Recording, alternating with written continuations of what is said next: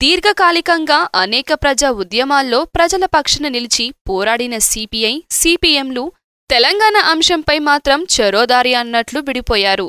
అయితే రాష్ట్ర విభజన జరిగిపోవడంతో మళ్లీ కలిసి పనిచేసేందుకు రెడీ అవుతున్నారు ఈ కామ్రేడ్లు. రానున్న మున్సిపల్ ఎన్నికల్లో కలిసి నడుద్దాం కామ్రేడ్స్ అంటూ ఉభయ పార్టీలు నిర్ణయం తీసుకున్నాయి. అయితే పార్టీల పొత్తు విషయంలో ఇంకా చర్చించాల్సి ఉందని, ప్రస్తుతం టీఆర్ఎస్ పార్టీ గతంలోకి వెళ్లకుండా కేవలం భవిష్యత్ కార్యాచరణ గురించే యోచిస్తున్నామని రాఘవులు తెలిపారు.